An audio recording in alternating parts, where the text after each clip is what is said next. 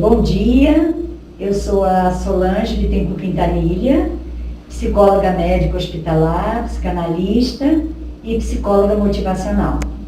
É um prazer enorme estar aqui com vocês para falar de um tema que considero bastante instigante. Por que ficamos piores das dores e da doença quando estamos tristes ou deprimidos? Então, eu vou começar dando algumas definições sobre doenças psicossomáticas que costumam trazer muitas controvérsias e até muitas incompreensões. Quando as pessoas perguntam, mas ela existe mesmo? É de verdade? Então, eu vou começar a dar algumas delas, né? Doença psicossomática é quando problemas psicológicos se tornam físicos. O fato de uma pessoa ter uma doença psicossomática não significa que a dor e a enfermidade não existem. A mente e o corpo formam um sistema único e os mecanismos inconscientes estão muito presentes, né, nessa ligação corpo e mente. Dizemos que uma enfermidade é psicossomática quando ela apresenta sintomas físicos, como, por exemplo, enxaquecas, gastrites, taquicardias, vômitos, dores abdominais, sudorese, ou doenças orgânicas, né, que estariam associadas a conflitos psíquicos ou acontecimentos que são vivenciados como extremamente dolorosos e angustiantes. É uma manifestação orgânica com componentes psíquicos provocados por problemas emocionais, como a tensão nervosa, angústias, depressão, entre outros.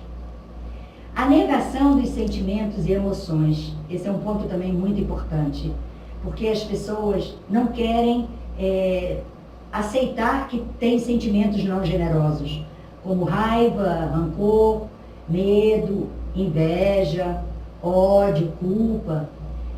E todos esses sentimentos têm um impacto muito negativo à saúde, porque a repressão deles leva à tristeza, à depressão ou à somatização, que é a transformação de um problema psicológico num problema fisiológico.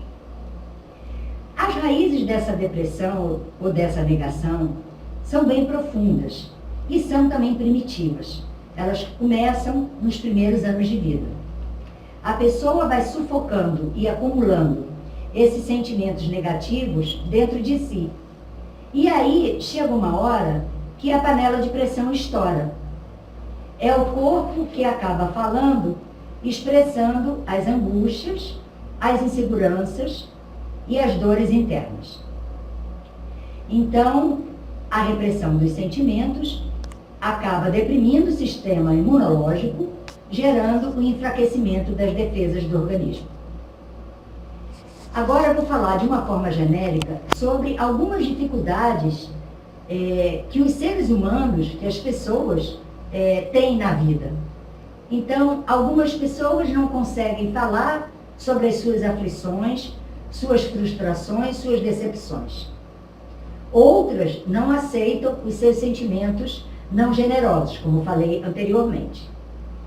Não sabem lidar com suas culpas. E muitos inconscientemente adoecem para se punir. A culpa é um sentimento bastante complicador para a saúde, né? Algumas pessoas engolem desaforos, injustiças, ofensas, porque não conseguem se defender. Outros têm uma necessidade muito grande de agradar a todo mundo e não conseguem dizer não. Temos também pessoas que são ansiosas, controladoras, pessimistas, desconfiadas, introvertidas, muito contidas, perfeccionistas, que têm dificuldades afetivas também e são pessoas inseguras. Temos também pessoas que têm uma baixa autoestima, não se sentem valorizadas, portanto, merecedoras e não confiam em si próprias. E acabam carregando, então, no seu íntimo, uma dor profunda que não lhe permite viver em paz e poder ser feliz. Na verdade, na nossa vida, todos nós, seres humanos, temos nossos problemas emocionais. E existem também algumas situações desestabilizantes que também trazem sofrimentos. Por exemplo, dificuldades nas relações familiares ou amorosas, problemas com os filhos, perda de uma relação significativa, problemas profissionais, financeiros, dificuldades sociais. Então, a forma de se lidar e reagir às dificuldades emocionais ou aos problemas do cotidiano, da vida em si, é que variam enormemente. Porque as mesmas pessoas podem passar pelas mesmas coisas, mas uma coisa muito importante, uma questão muito importante, é como a pessoa é internamente, como é a sua estrutura internamente, para que ela possa lidar com essas situações. Então, enquanto uns adoecem, outros vão beber, outros vão usar drogas, ou ficam agressivos, fogem das responsabilidades, se isolam, ficam egoístas, entram em depressão e muitos querem desistir da vida. Algumas pessoas que tiveram uma história de vida mais calma, um histórico familiar mais equilibrado, com pais harmoniosos, essas pessoas provavelmente terão uma capacidade maior para lidar com os problemas, mas na verdade essa situação harmoniosa, equilibrada, essa família tão ideal, é uma coisa realmente difícil de encontrar. Então, as pessoas que buscaram, que fizeram um acompanhamento psicológico, uma terapia, conseguem resolver as suas questões internas para poder viver melhor. Agora eu entro, assim, na questão da fibromialgia. O que acontece com as pessoas com fibromialgia? Elas, além das suas dores, das suas limitações, que levam a perdas significativas, ainda sofrem com o não reconhecimento, a incompreensão e a falta de acolhimento nos seus sofrimentos. Elas costumam dizer que ouvem frequentemente: você não tem nada, isso é coisa da sua cabeça, isso é preguiça, é manha, é uma desculpa para você não fazer nada, é uma forma de você fugir dos compromissos, da responsabilidade. O que você quer é moleza. Para de inventar coisas. Ou eu não aguento mais ver você só falando de dor e só gemendo. Nossa, como você tá chata. É muito difícil ouvir todas essas questões. Eu até acredito que muitos familiares, cônjuges ou até amigos sofrem com a dor do seu ente querido, mas porque se sentem impotentes, não sabem lidar bem com essa situação e não conseguem agir da maneira que deveriam. A verdade, porém, é que é muito difícil para qualquer pessoa viver constantemente com dores. E ainda existe um agravante, que são as dificuldades com o diagnóstico, por dois motivos. O aumento dos recursos para facilitar o diagnóstico, embora esteja acontecendo, nós não chegamos ainda num grau ideal de desenvolvimento, ou seja, não temos ainda testes e possibilidades inteiramente seguras que facilitem esse diagnóstico. E o outro complicador é a questão de que muitos sintomas da fibromialgia se confundem com outras doenças.